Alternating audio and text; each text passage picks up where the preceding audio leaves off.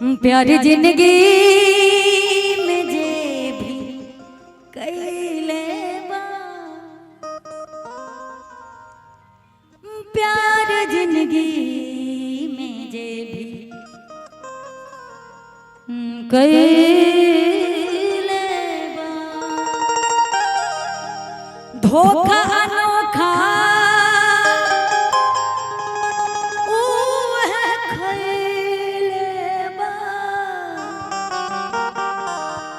धोखा अनोखा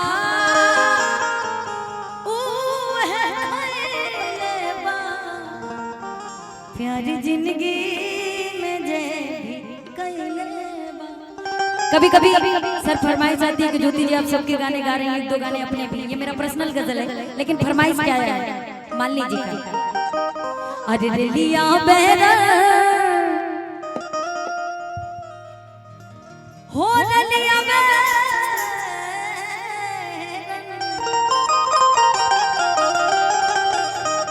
अक्सर जो लोग अपना यूपी बिहार छोड़ के या अपना देश छोड़ के बाहर कमाने जाते, कोई फ्लाइट से जाता है, कोई ट्रेन से जाता है, कोई बस से जाता है, किसी किसी का भगवान का अपना दिया हुआ चरचक्का होता है।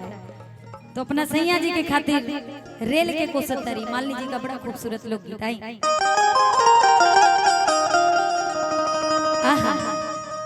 रेलिया बैरन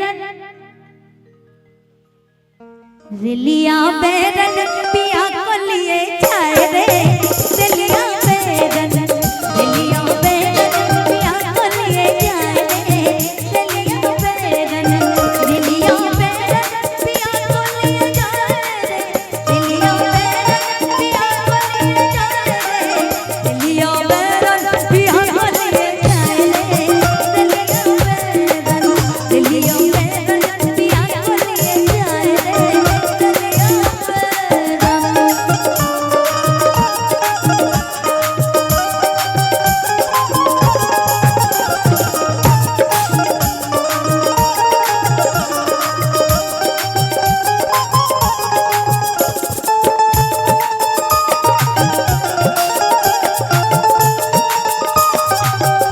रे।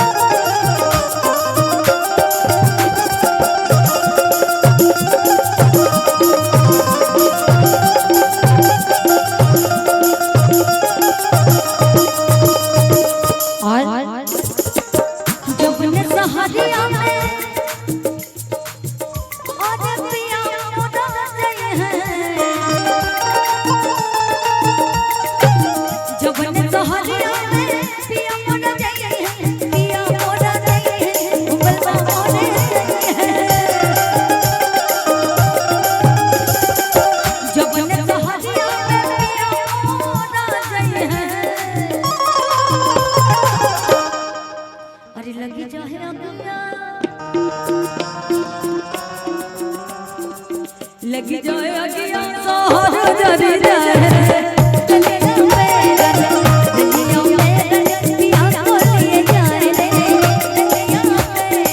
और अच्छा 2 लाइन बड़ी खतरनाक है।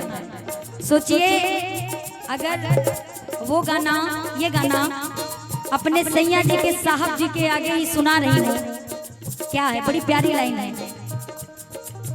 जब ने साहबवा के जब ने साहबवा के पिया मोरे नौकर जब ने साहबवा के पिया मोरे नौकर पिया मोरे नौकर ओ बलवा मोरे नौकर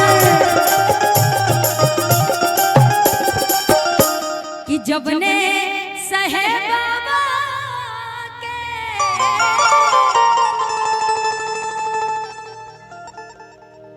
कि जब ने साहबवा के पिया मोरे नौकर।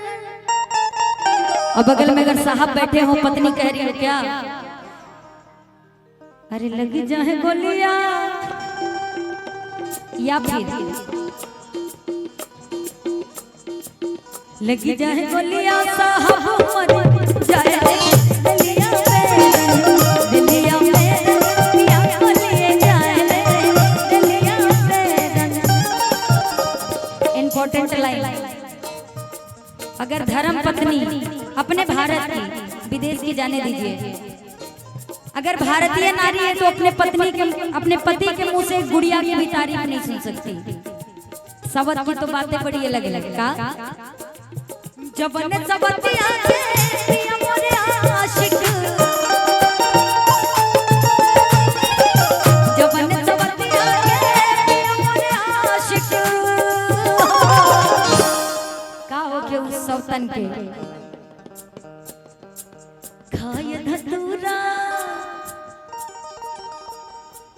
खाए धतूरा सबत मोरी जोए